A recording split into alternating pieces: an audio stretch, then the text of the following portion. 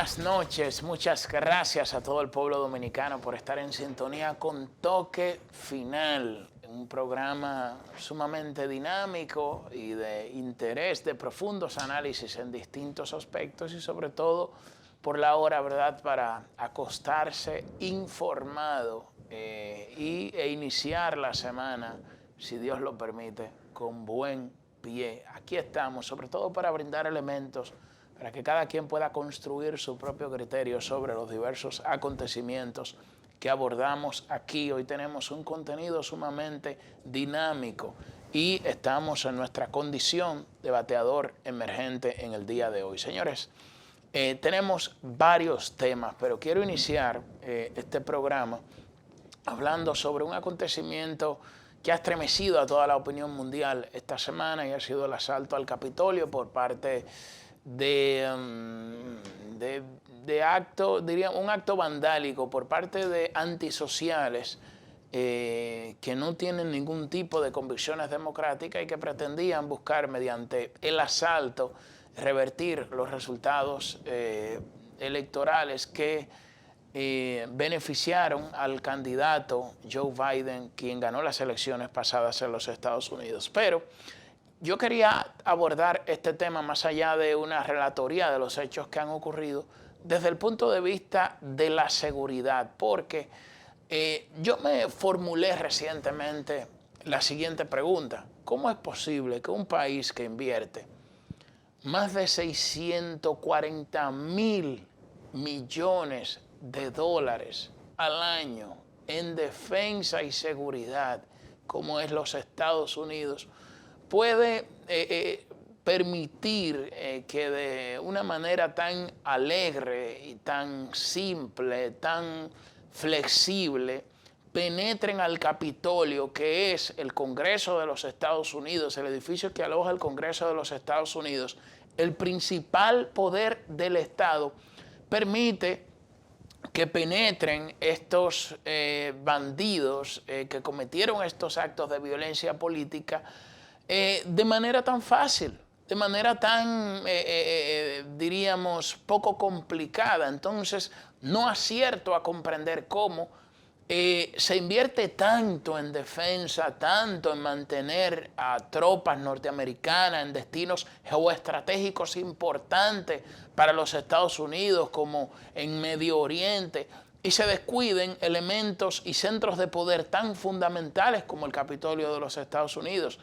Y esto, por supuesto, que deja muy mal parada a una nación que se jacta de decir que es el país que más invierte en defensa militar y que invierte una cuantiosa cantidad de recursos en tecnologías para mantener equipado a su ejército y mantener, diríamos, los puntos geoestratégicos importantes que gozan en escenarios internacionales, que mantienen para, por supuesto, sobreproteger, diríamos, el interés nacional estadounidense. Entonces esto realmente yo creo que es una situación que llena tanto de vergüenza que ha obligado a renunciar al jefe de seguridad del Capitolio. Pero esto no basta con una renuncia del jefe de seguridad del Capitolio, sino en identificar cómo esto pudo suceder, cómo esto pudo suceder de una manera tan flexible, de una manera tan alegre, de una manera tan fácil. Estos señores penetraron a las oficinas de los congresistas y se hicieron fotos y se subían arriba de los escritorios y andaban como Pedro por su casa en el Capitolio de los Estados Unidos. O sea, ahí debió haber algún tipo de, no sé si de consentimiento con las autoridades, pero esto realmente que inquieta y me parece hasta muy ingenuo pensar que estos señores entraron así, de manera alegre y sencillamente no pudo la policía o la seguridad del Capitolio contener el ingreso de estos señores a este centro de poder importante, porque óyeme, hasta en cualquier país, un centro de poder importante está sobreprotegido por las autoridades, pero vaya usted mismo aquí al Congreso de la República Dominicana a intentar penetrar al Congreso con una turba para hacer lo que se hizo en Estados Unidos. No puede, nadie puede penetrar porque la seguridad lo impide. Y hay puntos importantes y todo un protocolo de seguridad que impide el ingreso de esas turbas.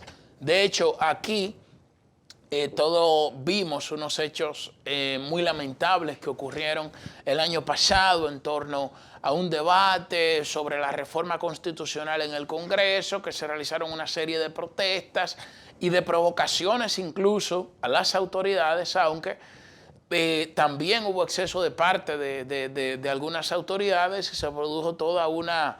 se produjeron conflictos y disturbios en las afueras del Congreso. Pero fíjense que no se pudo penetrar al Congreso Nacional, aunque desde el principio el interés no era penetrar hacia el Congreso, sino mantenerse en las afueras del Congreso protestando de manera pacífica. Sin embargo, hubo todo un cordón de seguridad porque estos centros de poder deben ser protegidos, al margen de los populismos, porque siempre habrán quienes se oponen a que bueno, que esto no debió ser así, que no, los centros de poder deben ser protegidos para evitar que suceda lo que ocurrió en esta semana en Estados Unidos, que deja muy mal parada una democracia que ha sido un referente en materia, en todos los órdenes, de avance institucional, de respeto a los derechos civiles, de respeto a las reglas de juego fundamentales de la democracia, y que por este acto tan bochornoso, fíjense cómo queda muy mal parada. Ahora todo un país tiene que reconstruirse en medio de una sociedad polarizada, en medio de clases medias que se han visto seriamente reprimidas por la crisis, que, déjenme decirles, en materia económica, el presidente Donald Trump había remontado y recuperado la economía, una economía creciendo por encima del 3%, que venía de una crisis muy aguda y de crecimientos muy por debajo de esa cifra a la que había alcanzado con el presidente Donald Trump. Sin embargo, vino el coronavirus, vino esta crisis sanitaria y desplomó todos los indicadores macroeconómicos y provocó, generó una tasa de desempleo similar a lo de la Gran Depresión de 1929. Entonces, todos estos indicadores se desplomaron y, por supuesto, esto agrietó aún más, diríamos, la situación de precariedad que venían atravesando las clases medias en los Estados Unidos. Ahora, el punto es que preocupa sobremanera el hecho de que se haya permitido que se relaje la seguridad de una institución tan importante y que no acierto a comprender, y no hay manera de, o sea, me gustaría por eso conversar con un experto en seguridad y defensa para que me digan cómo es posible que un país que invierte más de 640 mil millones de dólares en defensa haya permitido que flaqueara la seguridad de una institución y un centro de poder tan importante.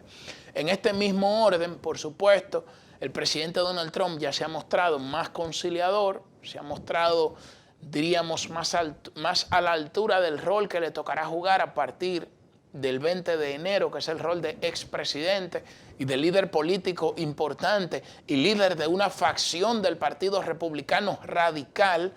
Y lo que ha hecho ahora es, en este contexto de transición, al ver la magnitud de los hechos, por supuesto, de manera inteligente, se desligó de su primera locución y lo que hace ahora es que lo condena.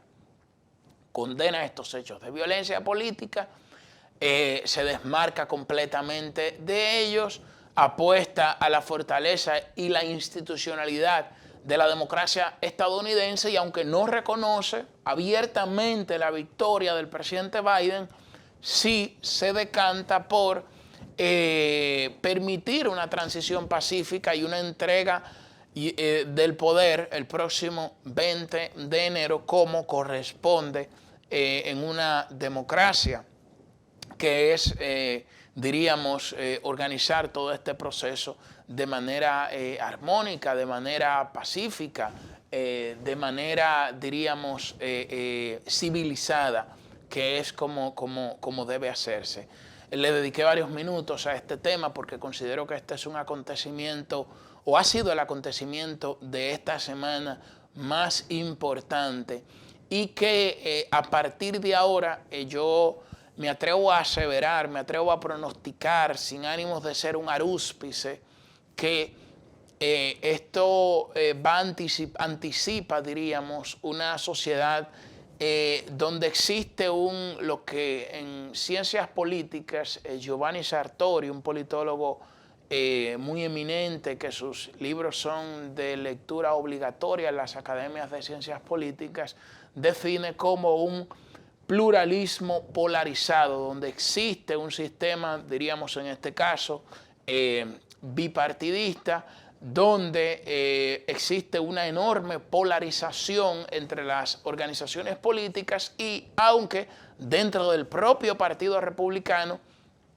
coexisten diversas corrientes de pensamiento, yo creo que la que más va a predominar será la del presidente Donald Trump, pero ahora se muestra muy distinto a cómo se ha venido mostrando en los últimos tiempos. Señores, vamos ahora a una pausa comercial, y cuando regresemos de la pausa comercial vamos a ver y a presentar las 10 principales.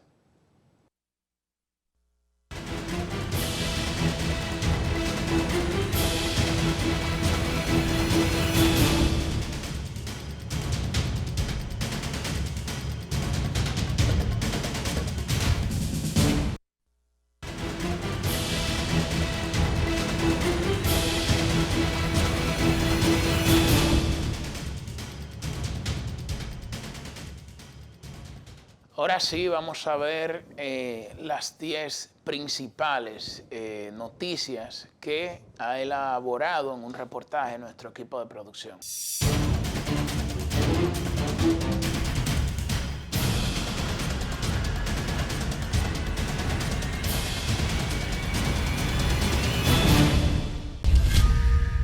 El Consejo Nacional de la Magistratura evaluará a 68 postulantes preseleccionados para ocupar las vacantes a jueces del Tribunal Constitucional. En el encuentro se hizo una preselección de los 72 postulantes, de los cuales fueron excluidos 4 por no cumplir con los requisitos que exige la Ley 138-11 del 28 de junio de 2011. Antoliano Peralta, consultor jurídico del Poder Ejecutivo y quien fungió como vocero, informó que el Consejo Nacional de la Magistratura contempla seleccionar el 20 de este mes los 4 jueces del Tribunal Constitucional que vencieron el periodo para el cual fueron elegidos.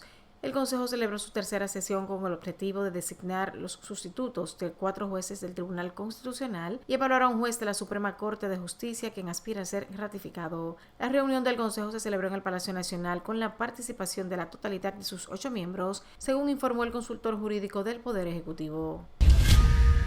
Los dominicanos recibieron el año nuevo con un nuevo horario de toque de queda impuesto por el gobierno a fin de evitar la propagación del COVID-19, lo que significó que el país vivió su primer fin de semana del 2021 bajo las restricciones más fuertes hasta la fecha. Como consecuencia de esta reducida ventana para desplazarse, ciudadanos se han encontrado atrapados en prolongados embotellamientos cerca del inicio del toque de queda, principalmente en los retenes policiales. Las críticas de los ciudadanos sobre el nuevo toque de queda no se hicieron esperar y durante la semana los ciudadanos dejaron mostrar su descontento con la medida. En tanto, el gobierno anunció que todas las actividades religiosas serán reanudadas tras la derogación del artículo 10 del decreto 740-20 del 30 de diciembre de 2020. El decreto firmado por el presidente Luis Abinader establece que se permite la apertura y celebración de actividades de las diferentes iglesias y otras denominaciones religiosas, las cuales podrán realizarse 3 veces a la semana. En el mismo advierte a los fieles que deben ser guardados los horarios establecidos para el toque de queda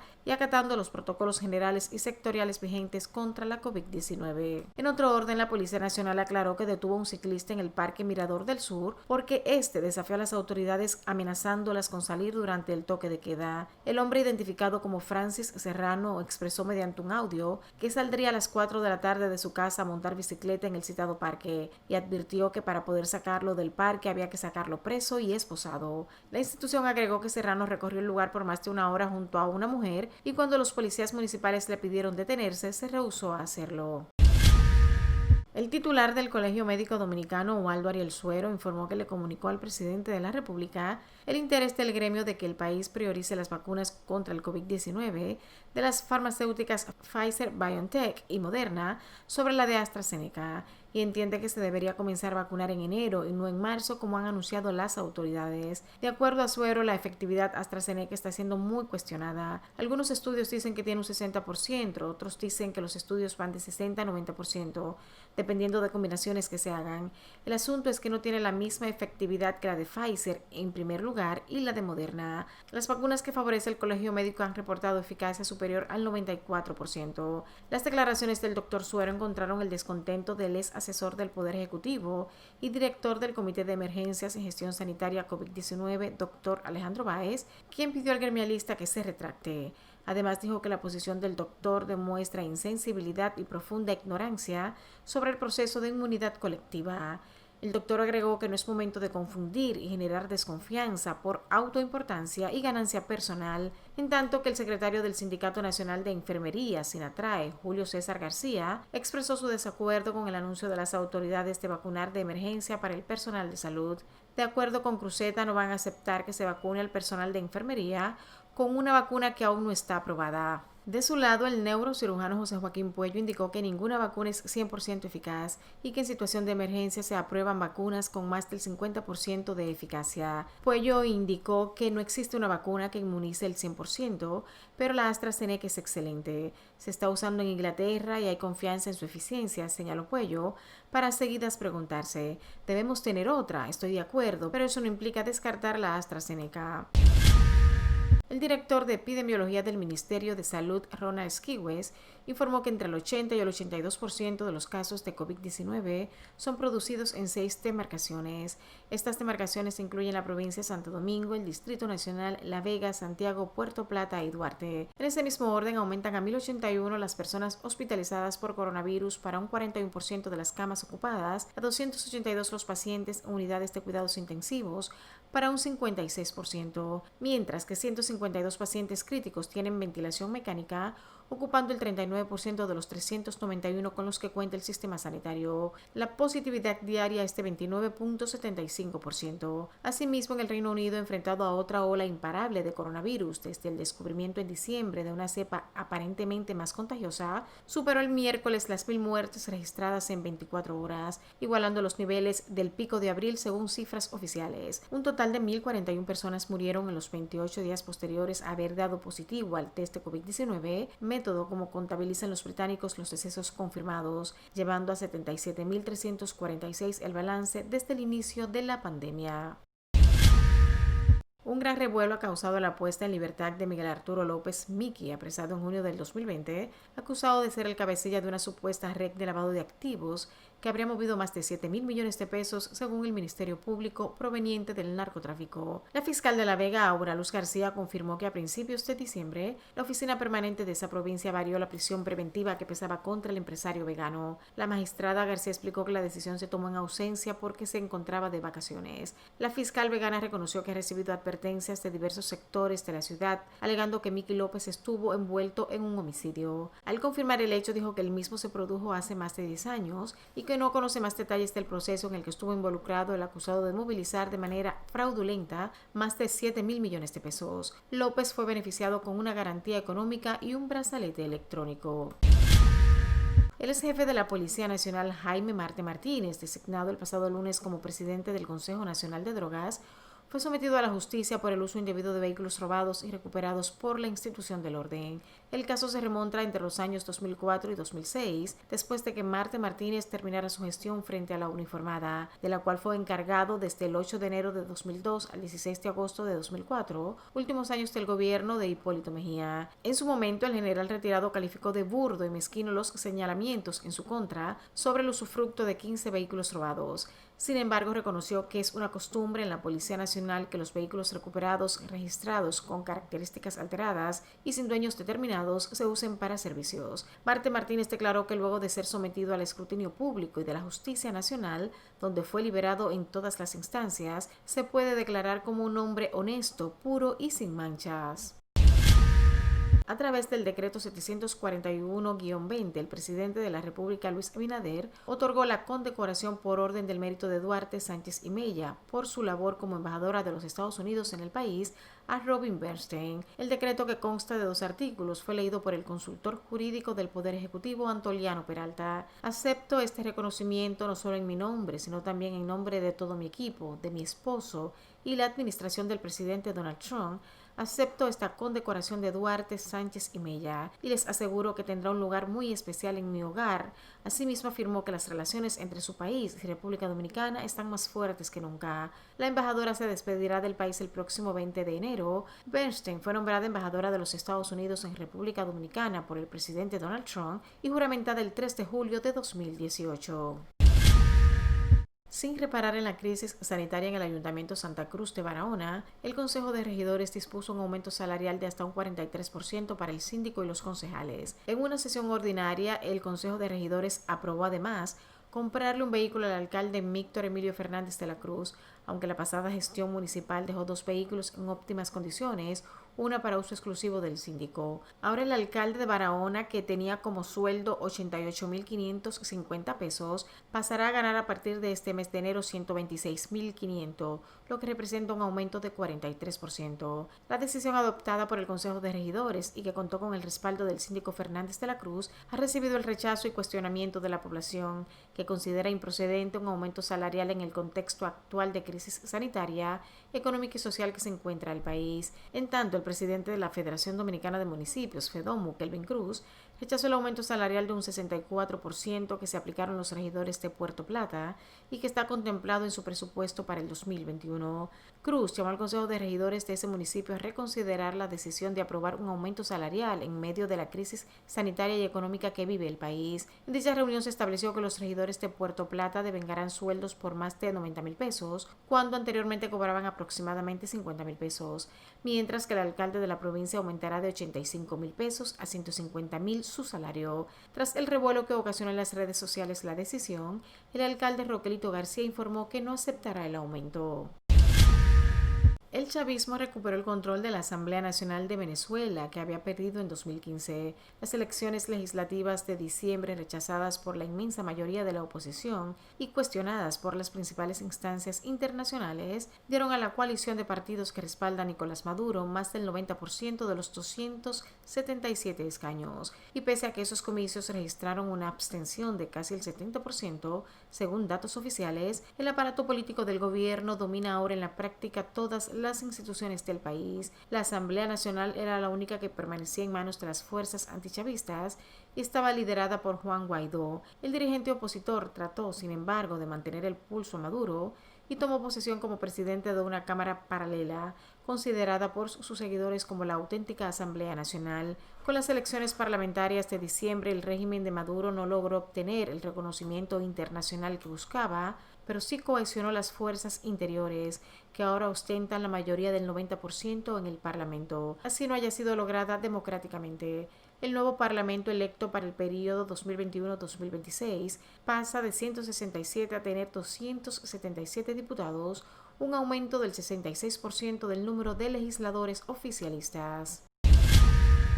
Finalmente, 4 personas murieron el pasado miércoles y al menos 14 policías resultaron heridos durante el asalto al Capitolio de Estados Unidos, aseguraron a última hora de la jornada las autoridades locales, que informaron además de por lo menos 52 arrestos. Otras 3 personas que no identificaron fallecieron como consecuencia de urgencias médicas que sufrieron en las instalaciones del Capitolio. El asalto al Congreso se produjo cuando ambas cámaras celebraban una sesión para corroborar la victoria electoral de Joe Biden en las elecciones de noviembre pasado. pasado, el presidente saliente Donald Trump había instado a sus aliados a interferir en ese proceso y a su vicepresidente Mike Pence a arrogarse un poder que no le otorga la Constitución y arengó a sus simpatizantes a que siguieran luchando durante un meeting por la mañana en Washington. Los seguidores del presidente se dirigieron luego al Capitolio y entraron por la fuerza en el edificio hasta que las autoridades consiguieron desalojarlos más de 3 horas después, en las que vandalizaron el lugar. Tras una de las jornadas más convulsas de la historia de Estados Unidos, el Congreso estadounidense ratificó el pasado jueves el resultado de las elecciones de noviembre y el presidente saliente Donald Trump se comprometió finalmente con una transición ordenada del poder al mandatario electo Joe Biden.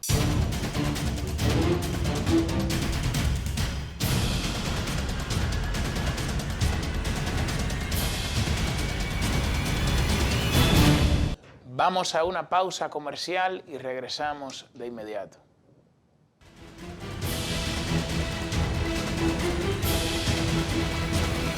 Ready. Entonces,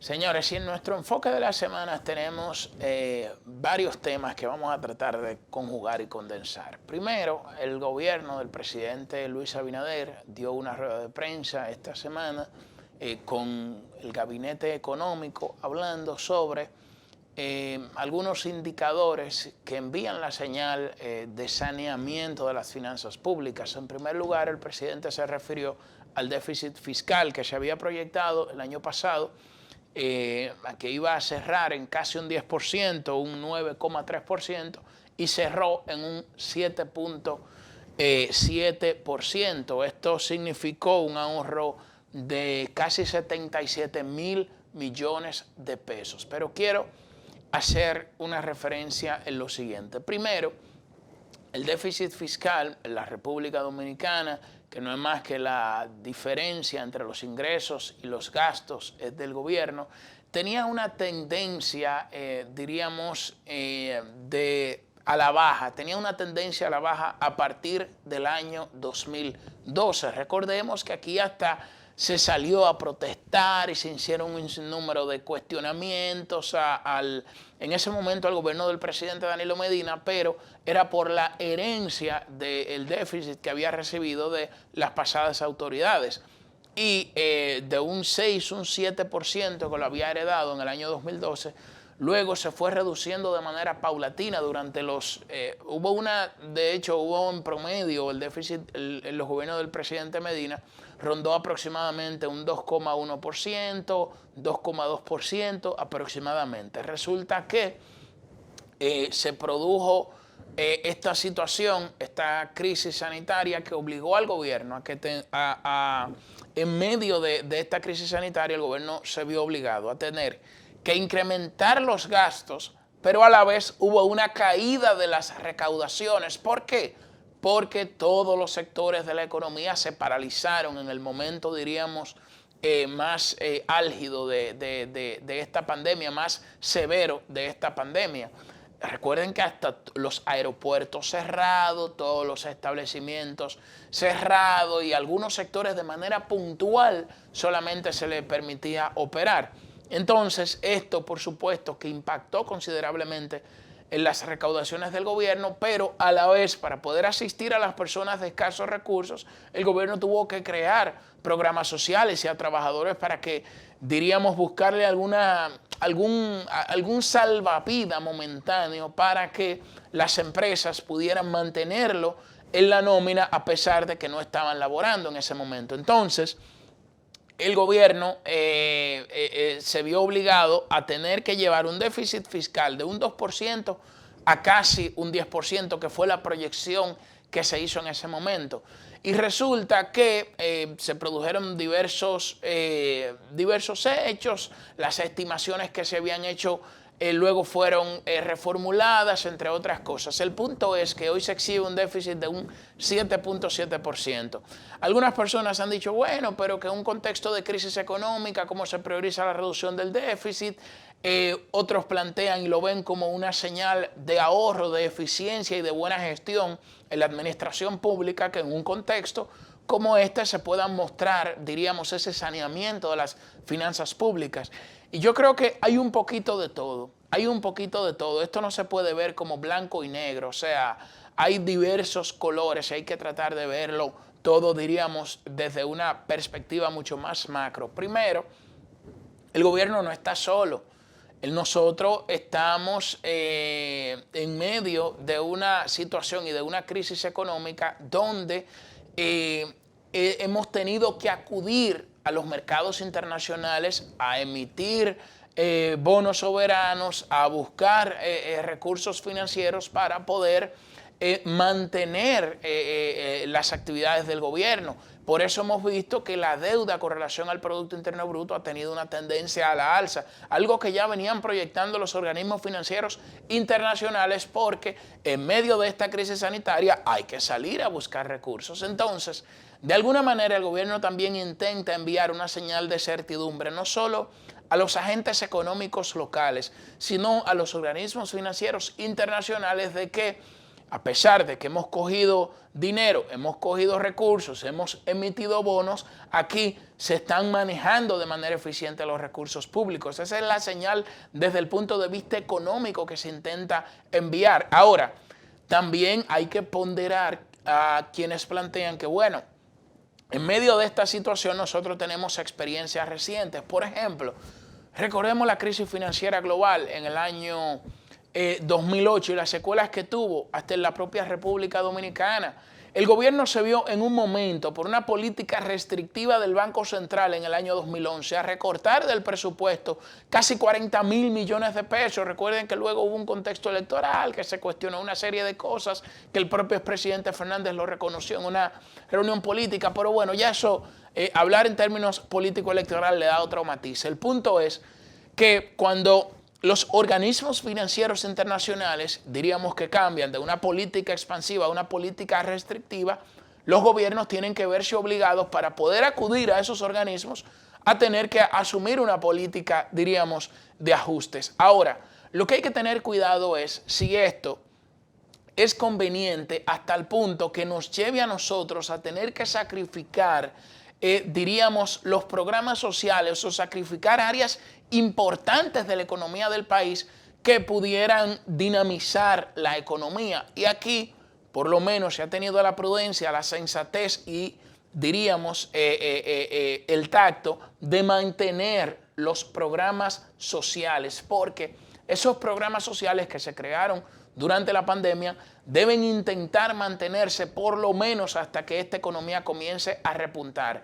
Y en ese sentido también hay otros aspectos y señales positivas que nosotros estamos viendo. Primero, el Banco Central de la República Dominicana emitió recientemente un comunicado esta semana que salió publicado en los diversos diarios impresos de el repunte que está teniendo el turismo en nuestro país. Estamos hablando de que la cantidad de personas, de visitantes que tuvo la República Dominicana en diciembre del año pasado representó aproximadamente más de 300.000 personas, es decir, casi un 50% de la cantidad de personas que vino en diciembre del año 2019, cuando no había pandemia. O sea, hay señales, y esto por supuesto que inició a partir del mes de julio, cuando ya se reaperturaron o se reabrieron los aeropuertos en el país. De manera gradual ya comenzaron de nuevo a venir visitantes no residentes a la República Dominicana, tanto dominicanos como extranjeros. El punto es que ya vemos cómo el turismo de manera gradual comienza a repuntar, y esto sumado a las medidas que han tomado las autoridades, que también la pondera el Banco Central en su comunicado. Yo creo que esta es una señal positiva.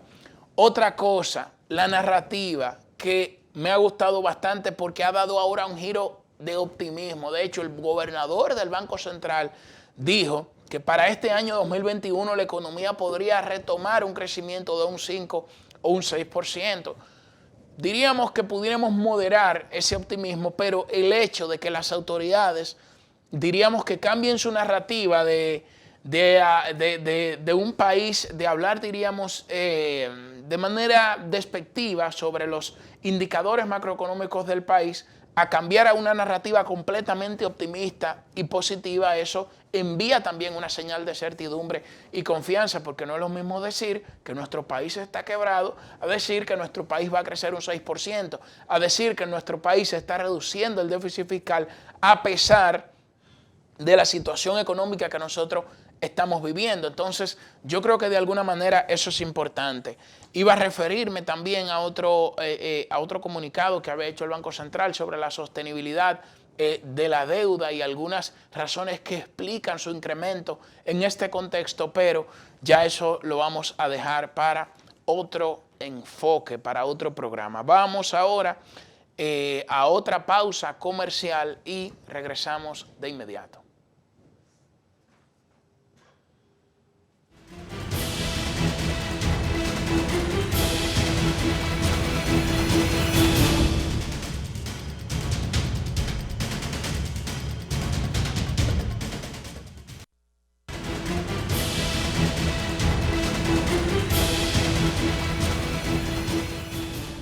Señores, vamos ahora a escuchar, a ver las 3 preguntas y respuestas del doctor Clemente Terrero, infectólogo, a raíz de la polémica que se ha desatado con las desafortunadas declaraciones del presidente del Colegio Médico Dominicano, Waldariel Suero, en contra de las vacunas,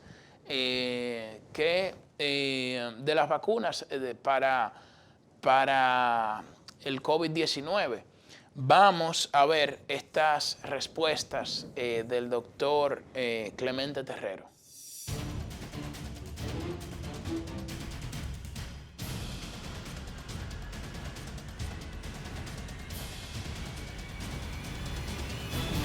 ¿Qué opina de la posición del Colegio Médico Dominicano que se opone a la aplicación de la vacuna adquirida por la República Dominicana para el COVID-19, que es la de AstraZeneca, y en cambio propone que se compren Pfizer y Moderna? Bueno, nosotros consideramos que es una posición del Colegio Médico Dominicano abogando por la vacuna de mayor eficacia, que es precisamente la Pfizer y la Moderna.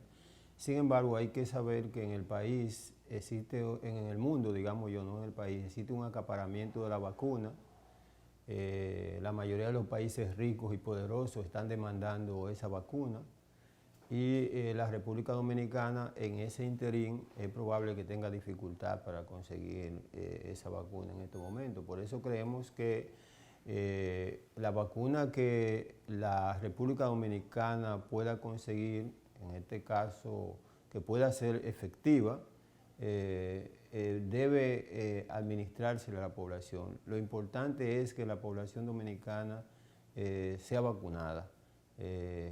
Quisiéramos que sea la mejor vacuna, pero si no es posible, bueno, las otras también son vacunas buenas, no son las mejores, pero son vacunas buenas, que también pueden producir una inmunidad en la población, y eso es lo que queremos, que la población dominicana se inmunice, se vacune para acabar de una vez y por todas con este gran mal que nos afecta en este momento. La oposición está fundamentada, entre otros, en los casos de mielitis transversa que se produjeron en el Reino Unido luego de la aplicación de la vacuna AstraZeneca. ¿Qué es esa enfermedad y cuál fue la representatividad de su incidencia en relación con la cantidad de personas vacunadas? Es que esa es una complicación neurológica que se presenta y se ha presentado también en las otras vacunas, otro tipo de complicaciones neurológicas, pero son casos muy aislados, no son casos frecuentes. Imagínate tú cuántas miles de dosis se aplicaron para que apareciera un caso de mielitis transversa. Tú tienes que sopesar costo-beneficio, y en verdad el beneficio que podemos lograr con la vacuna es mucho mayor, con miles, con relación al caso que pudiese aparecer de mielitis transversa, que tampoco es una situación que puede llevarte a la muerte definitivamente. Es un caso incluso que puede revertirse sin problema. Es decir, que el beneficio que va a traer la vacuna a la población dominicana y los pacientes que vamos a salvar con esta vacuna superan en mucho lo que puede producirse en un caso particular de una mielitis transversa. ¿Cómo podemos evitar la llegada y expansión de la nueva cepa británica y en sentido general que sigue en alta la curva de contagios del COVID-19? Bueno, la curva de contagio del COVID-19 se debe a la movilización social, a la apertura, al descalamiento que hemos tenido en los últimos tiempos en la República Dominicana con tal de darle una apertura a la actividad económica y obviamente un poco de falta de conciencia de una parte de la población, hay que decirlo así, que no entiende la importancia que tiene el confinamiento social, el distanciamiento social y el uso de mascarilla. Y por eso hemos tenido este rebrote, hay que decir. La única manera que tenemos nosotros actualmente, aparte de ya saber lo que sucede en estos países con la obediencia de parte de la persona, es la vacuna. Con eso podemos detener no solamente a esta cepa que está circulando actualmente en la República Dominicana, sino también la otra cepa que ha surgido últimamente en el Reino Unido.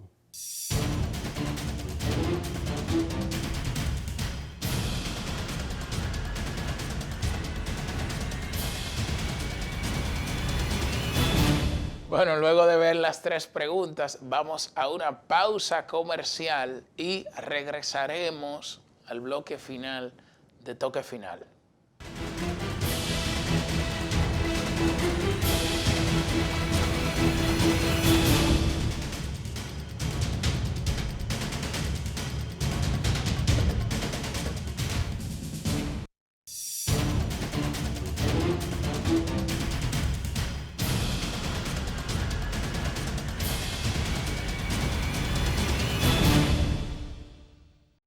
Interesante que recogió el decano, el periódico Listín Diario, del doctor Odalis Kellis Peña, quien es un médico dominicano que vive en Estados Unidos. Y el doctor Thais Odalis, él le relata al periódico Listín Diario su experiencia con la vacuna contra el COVID-19. Se vacunó recientemente y más adelante le toca otra dosis de la vacuna.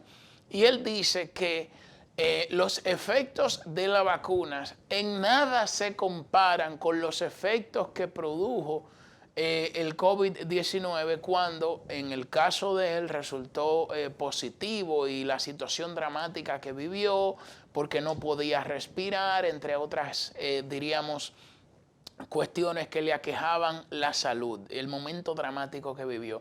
Y esto es importante que nosotros, que el Listín Diario, felicito al Listín por esta historia y por este trabajo. Lamento que no veo, bueno, sí, la periodista Marta Kellis fue quien publicó esta historia. Me permito felicitarla desde este espacio porque en este contexto nosotros tenemos que enviar confianza en la vacuna contra el COVID-19. Miren, no importa cuál sea la vacuna que llegue a la República Dominicana, porque ya tenemos, el gobierno dominicano ha hecho un acuerdo y si Dios lo permite pronto vendrán las vacunas contra el COVID-19.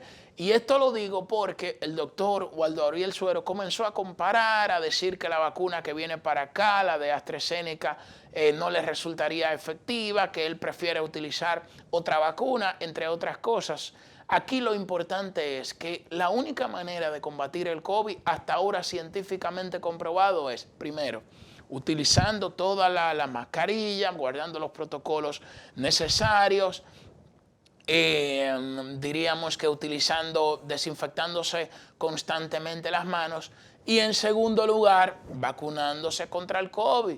Ya hemos visto de hecho cómo políticos dominicanos, como el caso del doctor Amable Aristi Castro, se pudo vacunar con la vacuna de Pfizer en los Estados Unidos.